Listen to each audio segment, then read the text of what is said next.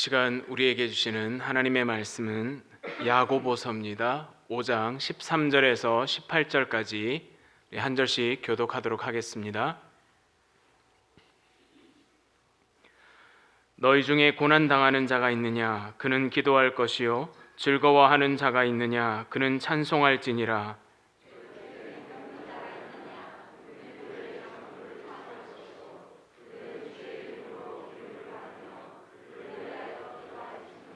믿음의 기도는 병든 자를 구원하리니 주께서 그를 일으키시리라. 혹시 죄를 범하였을지라도 사하심을 받으리라.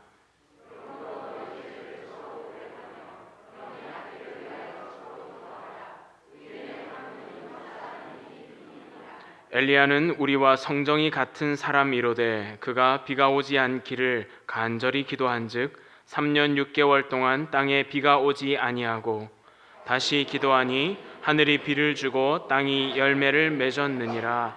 아멘. 시간에 유영기 목사님께서 치유를 위하여란 제목으로 하나님의 말씀 증거해 주시겠습니다.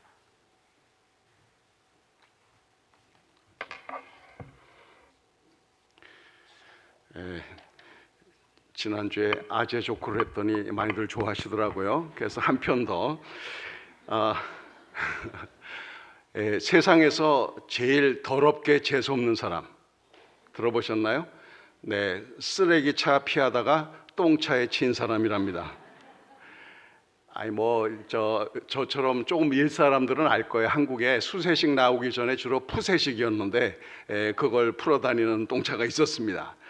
아무튼 우리가 살다 보면 생각지 못한 어려움이나 고난에 빠질 때가 있습니다. 여러분, 고난이나 위험에 빠지게 될 때 가장 먼저 하는 게 뭡니까? 대부분 피하려고 애를 쓰죠. 어떻게 하든 피해 보려고 합니다. 그런데 아슬아슬하게 피했다 생각되는데 더 큰 어려움이 닥치는 경우도 있다는 거죠.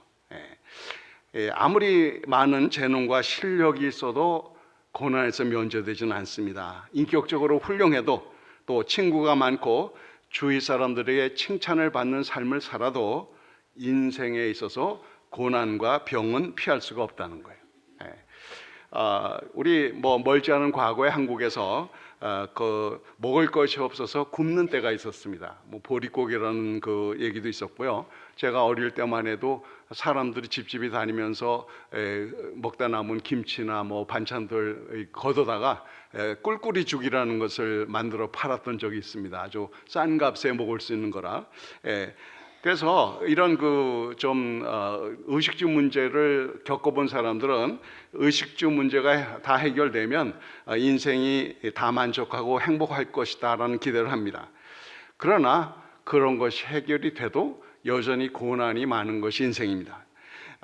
우리 기대치 않던 사고 당할 때가 있죠. 잘 자라리라고 기대했던 자녀들이 어려움을 줄 때가 있습니다.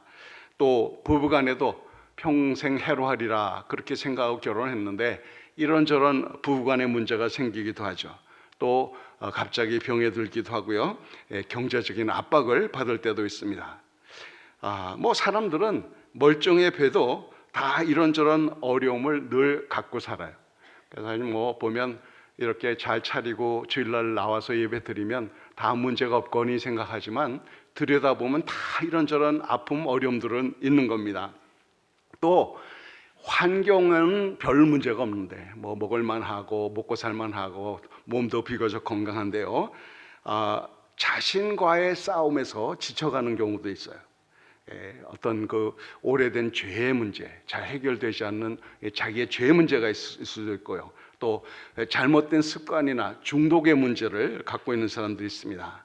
또 부정적이고 비판적인 생각에 늘 있어가지고 대인관계가 쉽사리 풀리지 않는 그런 사람도 있습니다. 그런가 하면 심각한 우울증에 빠지는 사람들도 있어요. 우울증이라는 것이 의지에 관한 문제가 아니거든요. 타고난 기질이든지 환경의 문제로 심각한 우울증에 빠지기도 합니다.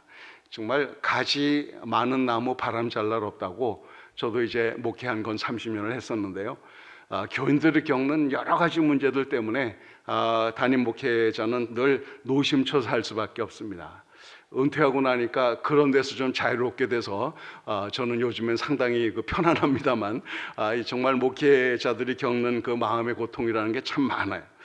자, 이런 고난 앞에서 사람들은 참 무기력합니다. 연약해요. 예.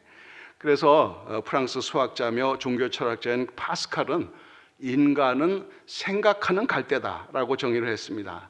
갈피를 못 잡고 바람이 부는 대로 이리저리 막 흔들리는 생각하는 갈대다라는 거예요. 그래서 흔히들 그런 얘기하죠. 여자들이 이렇게 마음이 잘 변한다고 여자의 마음은 갈대와 같다. 그러면 남자들의 마음은 그 갈대 붙은 메뚜기와 같습니다.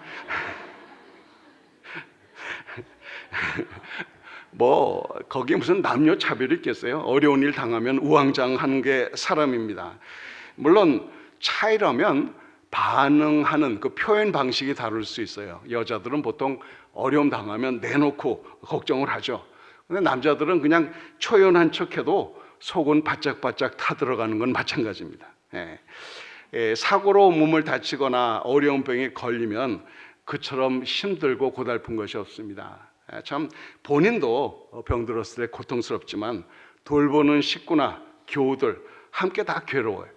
정말 긴 병에 효자 없다고 누군가 식구들이 오래 아프면 참 힘듭니다. 정말 답답하고 괴로운 것은 그 상황에서 우리가 할 수 있는 일이 별로 많지 않다는 거예요. 그냥 그 고통을 겪을 수밖에 없어요. 그렇습니다. 인생에 있어서 고난과 병은 피할 수가 없어요. 자, 그러면 이걸 어떻게 다뤄야 되냐? 그냥 고스란히 앉아서 그냥 당하는가? 그리고 내 팔자가, 내 인생이 왜 이러냐 하면서 원망하고 한탄만 할 것인가? 아니면 적극적으로 치유와 회복을 추구할 것인가? 그런 내용입니다. 오늘 13절에 보면 너희 중에 고난당하는 자가 있느냐? 그는 기도할 것이요 즐거워하는 자가 있느냐? 그는 찬송할지니라 라고 말하고 있습니다. 무슨 얘기인가? 자기가 행복하든 불행하든 늘 하나님과 연결지어 살라는 거예요. 내가 즐거운 일이 있으면 내가 잘나서 그렇구나 하니까 하나님께서 나를 위로해 주시고 즐거움을 주시는구나. 그러니까 하나님께 찬송을 하는 거예요. 또 고난 받으면 기도하라는 겁니다. 왜? 인간의 힘으로는 감당할 길이 없으니까 그 치유와 회복을 위해서 기도하라는 거예요. 자, 오늘 그 본 말씀 14절에 보면 너희 중에 병든 자가 있느냐? 그는 교회 장로들을 청할 것이요 그들은 주의 이름으로 기름을 바르며 그를 위하여 기도할지니라. 15절 보면 믿음의 기도는 병든 자를 구원하리니 주께서 그를 일으키시리라. 혹시 죄를 범하였을지라도 사하심을 받으리라. 이 구절들 보면 이 병과 죄를 좀 연결시키고 있습니다. 본래 그 유대인들의 신학은, 개념은 모든 병은 죄에 근원한다, 죄로 인하여 온다, 이렇게 생각을 했습니다. 아주 근원적으로 말하면 맞는 얘기긴 해요. 왜냐하면 아담과 이브가 범죄하지 않았다면 병이 없었겠죠. 아담 이브가 죄를 졌기 때문에 병이 인류 가운데 온 거니까. 그러나 모든 개인적인 병이 자기 직접적인 죄와 연결되었다, 그럴 수는 없다는 겁니다. 왜냐? 그 날 때부터 소경됐던 사람, 요한복음 9장에 나오는 것, 그 사람을 보고 제자들이 예수님께 묻죠. 저 사람이 소경으로 태어난 것은 자기 죄 때문입니까? 부모의 죄 때문입니까? 우리 예수님 뭐라고 답했어요? 부모의 죄도 자기 죄도 아니다. 이를 통하여, 이 사람을 통하여 하나님이 하고자 하는 일을 나타내고자 합니다 라고 이렇게 말을 했습니다. 물론 어떤 병은, 어떤 그 육신의 증상은 그 자신의 죄가 원인일 수도 있어요.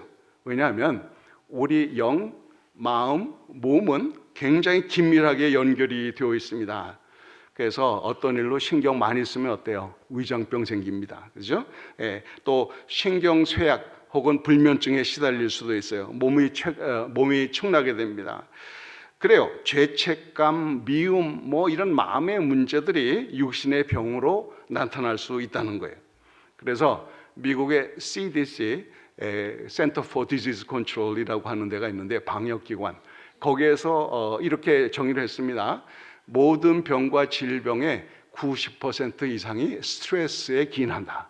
그러니까 이 마음의 문제가 육신의 병으로 나타난다, 그런 얘기예요. 자, 어쨌든 뭐 이유나 원인을 규명하기 하지 않아도 됩니다. 아프면 치료받고 회복돼야 되겠죠. 자, 뭐 어떻게 하냐? 우리에게 물론 의학이 있죠. 약을 먹거나 뭐 의사를 만나보고 심지어는 수술을 받을 필요가 있기도 하죠.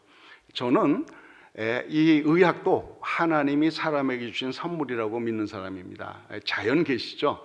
그래서 좀 의학의 도움을 받을 수 있는데요. 그러나 이 우리가 분명히 기억할 것은, 특히 우리 믿는 사람 기억해야 할 것은 정말 치료하시는 이는 하나님이시다라는 사실을 믿어야 된다는 거예요. 약을 먹어도 수술을 받아도 결국 치료하시는 이는 하나님이에요. 왜?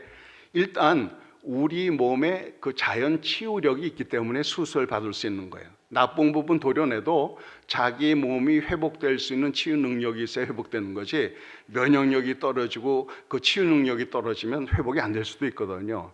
그런데 그걸 누가 주셨느냐? 하나님이 주셨다는 거예요. 또 이 기도의 능력이 있습니다. 제가 지난번에 한번 얘기했는데요. 이게 실험 결과예요. 임상 실험인데 기도 받은 사람과 기도 받지 않은 사람, 이 수술 받는 이 과정이나 회복 속도가 다르다라는 게 이미 증명이 됐어요. 심지어는 기도 받는 사람도 환자도 자기가 기도 받는 줄 모르고, 기도해 주는 그룹도 누구를 위해서 기도하는지 정확히 몰라도 그런 상황에 더블 블라인드로 기도를 해줘도 기도 받고 수술 받고 한 사람은 그 과정이나 회복이 훨씬 빠르다. 이게 이미 증명이 된 겁니다. 그만큼 기도가 능력이 있는 거예요. 자, 우리 나는 생각한다, 고로 존재한다라고 한 말 기억하시죠? 프랑스 철학자 데카르트가 한 말인데요. 명언이죠. 나는 생각한다, 고로 존재한다. 그 명언에서 단어 하나를 바꾸면 더욱 의미가 커집니다. 나는 기도한다, 고로 존재한다. 우리 예수 믿는 사람들은 그래요. 특히 이제 예수 믿지 않는 사람도 급하면 기도해요. 옛날 최인호 씨가 쓴 소설 가운데 바보들의 행진이라는 소설이 있었는데요. 거기 영자가 나옵니다. 거기서 영자 전성시대도 나오고 그러는데 그 영자가 급해지니까요, 기도한다는 게 부처님, 하나님, 아무나 좋은 님하고 기도를 해요. 급하니까 아무나 막 부르는 거예요. 근데 우리는 사실 그렇게 아무나 부른다는 게 아니잖아요. 우리는 우리를 만드시고 돌보시는 하나님께 기도하는 것 아닙니까? 살아계신 분께. 왜냐하면 우리가 기도할 수밖에 없는 것은 인간의 힘으로는 도저히 감당이 안 되기 때문에 그래요. 그래서 자기가 감당할 수 없는 그런 상황을 만나면 사람은 본능적으로 기도를 합니다. 그리고 우리 믿는 사람들은 하나님께 기도한다는 거가 자기 존재의 의미가 되는 거예요. 왜냐? 내가 왜 존재합니까? 어떻게 존재하게 됐어요? 하나님은 우리를 만드셨잖아요. 그죠? 그러니까 기도한다라는 것은 나의 존재의 근원과 연결된다는 거거든요. 기쁠 때도 슬플 때도 어려울 때도 하나님께 기도함으로 인하여서 나의 존재의 근원이신 그분과 연결이 되어서 그분으로부터 생명을 공급받고 능력을 공급받는다는 거죠. 그래서 그렇게 기도하면 나의 생각과 존재를 초월하는 그 능력이, 진리가 계시된다, 그런 얘기예요. 그래서 이 기도만큼 우리 인간의 존재를 확실하게 확인해 주는 게 없다는 이야기입니다. 여러분 아주 간절하게 기도해 본 적 있으세요? 어떨 때 기도가 절박해집니까? 뭐 어려울 때, 불가능한 상황에 처했을 때, 그죠? 당장 급한데 아무도 도와줄 수 없을 때. 그래서 우리 사람은 시시때때로 기도하지 않을 수 없다는 거예요. 오늘 본 말씀 15절 그 하반전에 보면 혹시 죄를 범하였을지라도 사하심을 받으리라는 말씀이 나옵니다. 그래서 우리 그 기도에 있어서 치료 기도를 위해서 용서받는다는 것이 대단히 중요하다는 것을 말해주고 있어요. 그 마음속에 비밀이 담아둔 그런 죄가 있으면 그게 끈질기게 사람의 영혼을 물건드러집니다. 이 죄책감이 있으면요, 자책감이 있으면 참 이 무기력해지고 절망에 빠질 수밖에 없어요. 그런데 그것을 고백하면 벗어날 길이 생겨요. 그래서 이제 알코올 중독자나 마약 중독자를 치료하는 이 그룹에서 제일 먼저 하는 것은 자기가 잘못된 것을 고백하는 거죠. 그 알코올릭 어나니머스 AA라는 그룹에 가면 거기서 항상 처음에 모이면 그런 얘기합니다. My name is John. I'm an alcoholic. 내 이름은 존인데 나 이렇게 알코올 중독자다. 자기 상황을 고백함으로, 죄를 고백함으로 이제 회복할 수 있는 길이 생기는 거거든요. 그래서 이 중독에서 벗어나기 위해서 고백한다는 거, 또 이 죄와 악은요 본래 이렇게 드러나면 힘을 못 쓰게 돼 있어요. 항상 죄와 악은 어둠 가운데 숨어 있는 거거든요. 그래서 이제 그 마귀와 악령의 역사가 진리의 빛 앞에 노출이 되면 힘을 잃게 돼요. 그래서 우리는 하나님 앞에, 그리고 서로 피차 이제 고백을 할 필요가 있다는 거예요. 이제 근데 합심 기도하기 위해서 서로 고백하는데요. 물론 누구에게 고백하느냐 이거는 좀 조심은 하긴 해야 됩니다. 뭐 교회마다 아주 나팔 수가 있어요. 뭐 무슨 얘기 들으면 전혀 거르지 않고, 거기다 거르지 않은 정도가 아니라 자기 생각까지 보태서 여기저기 전파하는 사람이 있거든요. 이런 사람들한테 잘못 고백했다가는 좀 어려워집니다. 그러나 적어도 믿을 만한 사람 앞에 자기의 문제를, 어려움을, 감춰뒀던 것을 고백하고, 그리고 용서의 길로 나서야 이제 하나님의 능력이 임하게 된다는 거예요. 자, 교통사고로 두 다리를 잃은 어떤 여인이 이런 말을 남겼습니다. 제가 읽어드릴게요. 고통과 근심은 불행하긴 하지만 좋은 성격을 만들어낸다는 것을 나는 경험했습니다. 물론 고통 그 자체는 반가운 것이 못 됩니다. 그러나 외부에서 찾을 수 없는 행복을 내심에서 찾게 해주는데 큰 도움이 됩니다. 사람들은 눈에 보이는 행복만을 잡으려고 허둥대고 있습니다. 그렇지만 그것은 거의 불가능합니다. 행복은 근본적으로 내적인 상태, 내적인 성공을 말합니다. 나는 천국이 우리의 내심에 있다고 말하고 싶습니다. 물론 이 고통의 과정이라는 게 반갑지는 않죠. 어렵습니다. 힘든 것은 사실이에요. 그러나 이 고통의 과정을 통해서 자신의 내면을 정말 이해하는 자가 될 수가 있어요. 내가 무엇을 의지하고 사는지, 뭐가 내 삶에 정말 중요한지 이 고통 가운데 연단을 받아봐야 자기의 됨됨이를 알게 되거든요. 그리고 자신을 좀 더 이해하게 되면, 그러면 그만큼 우리는 이웃을 좀 더 이해하게 되는 거죠. 행복은 세상적인 것을 추구하거나 소유하는 데 있지 않습니다. 오히려 저는 행복은 이웃과 긴밀하게 막힘없이 교통함에 진정한 행복이 있다고 믿습니다. 우리 인생의 고난과 고통은 이웃과 진심을 나누고 서로 진정 하나가 될 수 있도록 연결시켜 줍니다. 그래서 합심 기도가 중요한 거예요. 우리 순 모임이 그런 치유와 용서의 모임이 될 수 있다면 얼마나 좋을까요? 물론 여러분 순 모임 가운데는 그 정도 치유와 정말 긴밀한 교제가 있어서 이렇게 능력 있는 것도 있을 거라고 믿습니다.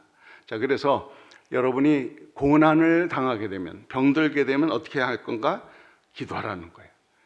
혼자서 하느냐? 아니에요. 장로들을 초대하라고 되어 있는데, 이 장로들을 초대하라는 이 본문 말씀은 장로들만 초대하라는 얘기가 아니라, 장로들은 교회 대표니까 교회가 합심해서 기도해라, 이제 그런 얘기입니다. 자, 혼자 기도하지 않고 여러 사람이 합심하여 기도해야 될 이유가 뭘까요? 왜냐하면 저는 합심 기도는 정말 치유의 통로가 되기 때문입니다. 거의 합심 기도할 때 놀라운 능력이 나타나요. 왜 그러냐? 우리 마태복음 18장 이제 18절부터 있는데요. 우리 한번 비춰주시죠. 기왕이면 우리 한 목소리 한번 쭉 읽겠습니다. 20절까지 시작. 진실로 너에게 이르노니 무엇이든지 이 땅에서 풀면 하늘에서도 풀리리라. 진실로 다시 너에게 이르노니 너희 중에 두 사람이 땅에서 합심하여 무엇인지 구하면 하늘에 계신 내 아버지께서 그들을 위하여 이루게 하시리라. 두세 사람이 내 이름으로 모인 곳에는 나도 그들 중에 있느니라.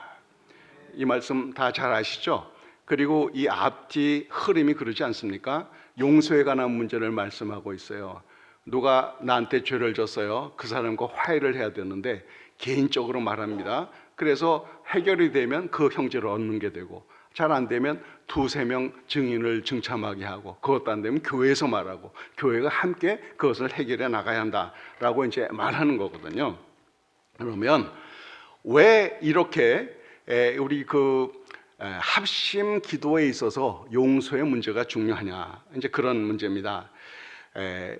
우리 사람과 막히면 하나님과 막히게 돼 있어요. 누가 나에게 악감을 갖거나 내가 누구에게 악감을 품고 있으면 하나님과의 관계가 막히게 돼 있습니다. 그건 아주 영적인 원리예요. 그래서 이제 합심 기도가 능력이 나타나는데, 그거는 그냥 같이 통성으로 기도하면 된다 그 뜻이 아니잖아요. 마음과 마음이 통해야 되는데, 너와 나 사이의 마음이 통하려면 막힌 게 풀어져야 돼요. 용서가 되어야 되는 겁니다. 왜냐? 이게 하나님의 마음이거든요. 하나님의 마음. 자, 여기 아까 읽었던 내용 중에 보면, 기도할 때 그렇게 합심 기도하면 땅에서 무엇인지 매면 하늘에서 매이고 땅에서 풀면 하늘에서 풀린다고 되어 있어요. 너희 두세 사람이 내 이름으로 모인 것은 나도 그들 중에 함께 하마. 이 하나가 돼서 기도한다라는 것은 바로 하나님의 마음을 회복하는 거예요. 예수님이 이 땅에 오신 이유가 하나님과 막힌 관계를 다시 이어주기 위해서.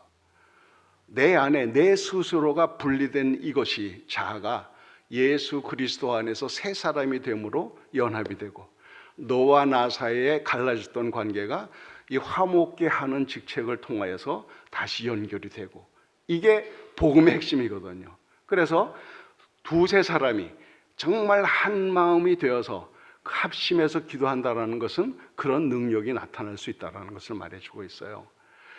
그래서 우리가 이제 땅에서 매면 하늘에서도 매고 땅에서 풀면 하늘에서 풀린다, 이 얘기가요, 뭐 우리한테 주도권이 있다는 얘기는 아닙니다. 본래 주는 그리스도시요 살아계신 하나님의 아들이니다, 베드로가 이 고백을 했을 때 베드로에게 내가 너에게 천국 열쇠를 주노니 하면서 하신 말씀이거든요. 네가 무엇인데 땅에서 매면 하늘에서 매고 땅에서 풀면 하늘에서 풀리리라. 여기 원어의 시제를 보면요, 하늘에서도 매이고 풀린다, 이것이 이제 미래 완료형입니다. 이게 좀 우리 한국말에는 없는 시제인데요. 그러니까 진실로 한 마음이 되어서 너와 나 사이에 막힌 것이 없이 합심 기도하면 이미 풀려져 있음을 알게 될 것이다. 이미 메어져 있음을 알게 될 것이다. 이 말은 뭔가 하면 주도권은 하나님께 있어요. 그러나 너와 나 사이에 막힘없이 한 마음이 되면 그것이 하나님의 마음이기 때문에 하나님의 뜻을 깨닫게 되고 그 뜻대로 기도할 수 있는 길이 열리는 겁니다. 이해가 되시죠? 무슨 이야기인지? 그래서 너무너무 중요한 거예요. 뭐 몇 사람이 모여서 얼마나 많은 사람이 통성으로 기도하냐, 그게 중요한 게 아니라 너와 나 사이에 막힘없이 하나가 되어서 한 마음으로 기도하냐, 이게 중요한 거거든요. 그래서 제가 살아갈 때 늘 이 이웃과 막힘이 없도록 애쓰는 거 정말 중요한 겁니다. 자, 그러면 어떻게 하느냐? 이제 고도원의 아침 편지라는 것이 책으로 나온 게 있죠. 여러 가지 사연들을 모은 건데 거기 보면 이런 내용이 나와요. 우리가 겪는 많은 문제는 서로의 고통을 어루만지지 못하는 데서 비롯됩니다. 자신의 고통은 크고 중하게 여기면서 다른 사람의 고통은 작고 가볍게 여길 때 서로의 고통 어루만지기는 불가능합니다. 자기 생각을 잠시 내려놓고 우리 형제 자매들의 마음을 깊이 바라볼 때 진정한 이해도 생겨나고 소통도 가능해집니다. 우리가 하나님 앞에 기도할 때 능력이 나타나는데요. 왜 나타나느냐? 여기 보면 의인의 간구는 역사함이 큽니다 라고 16절 하반절에 말하고 있습니다. 여러분 자신이 의인이라고 생각하세요? 아멘 소리 나와야 되는데 본래 우리가 완전해서 의인된 거 아니잖아요. 예수 그리스도를 믿음으로 그 십자가의 공로로 인하여서 옳다 인정을 받은 의인 된 거죠.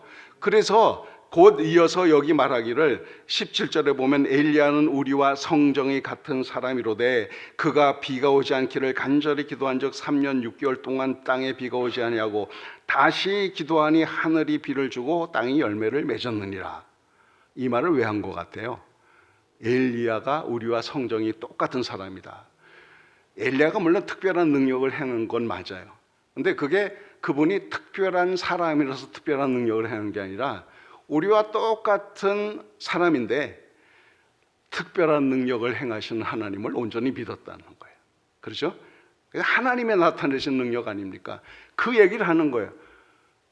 우리들이 비록 부족한 것이 많고 여전히 실수하는 것이 많다고 할지라도 예수 그리스도의 보혈로 하나님의 자녀가 됐다면, 그래서 천국 열쇠 예수의 이름을 가졌다면 너와 나의 막힘을 없애고 합심 기도할 때 놀라운 역사가 나타난다는 거예요. 이게 우리가 가진 축복 아닙니까? 이거 뭐 기도를 40일 금식 기도를 하고 뭐 이래야 능력 나타난다 이러면 참 어려울 텐데, 부족하지만 능력이신 주님을 믿을 때, 불가능을 가능케 하시는 그 하나님을 온전히 의지할 때, 뭐 거기 돈 들어요? 거기 무슨 특별한 인격이 필요합니까? 그냥 하나님을 하나님으로서 인정하고 믿기만 하면 되거든요. 그리고 거기 아까 얘기한 대로, 지금까지 쭉 얘기한 대로 너와 나 사이에 막힘 없이 하나가 되어서 합심 기도하면 그 놀라운 능력이 나타난다는 거예요. 그래서 우리가 정말 어렵고 힘들 때, 그렇죠? 그럴 때 합심 기도하는 게 얼마나 능력이 나타나는가. 제가 이제 신학교 다닐 때 그런 것을 간접적으로 이제 들었는데요. 저희 이제 프린스턴 신학교에 이제 교수님들 가운데 제임스 로더라고 하는 교수님이 계셨어요. 이분이 하버드에서 PhD를 받으시고 또 스위스에 있는 융현 인스티튜트, 그러니까 융의 연구를 하는 이제 그 개념을 따라서 연구하는 거기에 연구원으로 가 있었던, 그래서 아주 심리학과 정신분석학의 석학입니다. 그리고 안수받은 목사님이기도 하고요. 그런데 진정한 신앙은 없었던 거예요. 신학교 교수를 하면서 목사 안수를 받았으면서도. 그리고 이제 어느 날 이제 휴가를 맡으셔서 우리 교수님하고 부인 두 분이 이제 차로 여행을 떠났습니다. 한참 가다 보니까 저 앞에 웬 차가 하나 서 있고 좀 나이 드신 할머니 두 분이 왔다 갔다 하는 게 보인단 말이에요. 그래서 자기 차를 그 차 뒤에 세우고 이제 살펴봤더니 타이어가 빵꾸가 나가지고, 그래서 이제 이분이 선한 마음으로 도와주려고 그 제크를 올리고 그 다음에 이제 그 차 밑에 들어가서 뭐 이렇게 살펴보는데 뒤에서 어떤 다른 차가 미처 보지 못하고 그 뒤에 세워놓은 교수님 차를 받고 그 차가 또 앞에 이 할머니들 차를 받아서 차가 가슴 위로 떨어져 버린 거예요. 그래가지고 갈비가 부러지고 그 중에 뼈가 이제 그 허파 한쪽을 찌르고 하여튼 엄청난 고통을 얻게 됐어요. 근데 그 순간에 그 사모님이요, 저건 이제 직접 답했는데 키도 작고 아담하신 분이에요. 그분이 In the name of Jesus 하고는 차를 들었다는 거 아니에요. 그리고는 할머니들이 꺼내줬어요, 교수님을. 그리고 뭐 이머전시 오고 그러는데 그 엄청난 고통 가운데서도 말할 수 없는 평강과 하나님의 임재를 경험했던 거예요. 그러니까 어떻게 가능했냐? 이 사모님의 제 아버님이 목사님이신데 시골 교회, 크지 않은 교회 목사님입니다. 근데 그날 아침에 희한하게도 자기 사위와 딸을 위해서 기도해야 되겠다는 강력한 이 느낌을 받은 거예요. 그래서 교인들 몇 분 모아놓고 합심 기도하는 중이었습니다. 여러분이 하나님께서 이 오케스트레이션 하는 게 너무 멋있지 않아요? 그래서 우리가 사실은 합심 기도를 한다고 할 때 이게 물론 우리가 의지적으로 모이고 아끼는 마음으로 기도하지만 여기 하나님 함께 하시는 거예요. 너와 나 사이에 막힘이 없고 한마음 한뜻 돼서 기도할 때 놀라운 능력이 임할 수 있습니다. 물론 모든 병이 다 말끔히 치료만 된다면 얼마나 좋겠어요. 그러나 그러지 못한다고 할지라도 그런 과정을 통해서 합심 기도하면 분명히 새로운 시각을 주실 거예요. 지금 처한 입장이 뭔지, 그 가운데서도 하나님을 바라볼 수 있는 능력이 나타납니다. 그리고요, 저는 그렇게 생각해요. 꼭 우리가 육신적인 병만 들었을 때만 기도하냐. 사실 엄밀히 말하면 우리 모든 인류는 다 병자들이에요. 육신이 멀쩡해도. 왜? 하나님이 본래 만드신 하나님의 형상이 다 형편없이 망가져 버렸거든요. 우리 인격이 형편없고 우리 행동하는 거 말하는 게 문제가 많은 게 다 그 때문 아닙니까? 그러니까 우리는 기도할 때, 합심 기도할 때 단순히 병낫기만을 위해서 기도하는 게 아니라 우리가 하나님의 온전한 형상을 회복하도록, 그리스도의 장성한 분량이 나타날 수 있도록 끊임없이 기도해야 되는 겁니다. 그게 진정한 치유거든요.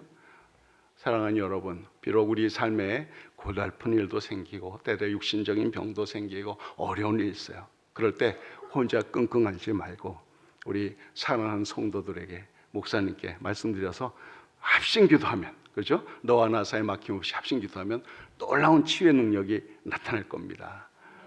이렇게 기도하셔서 오늘도 살아계신 하나님을 경험하는 저 여러분들 되시기를 바랍니다. 우리 기도하겠습니다.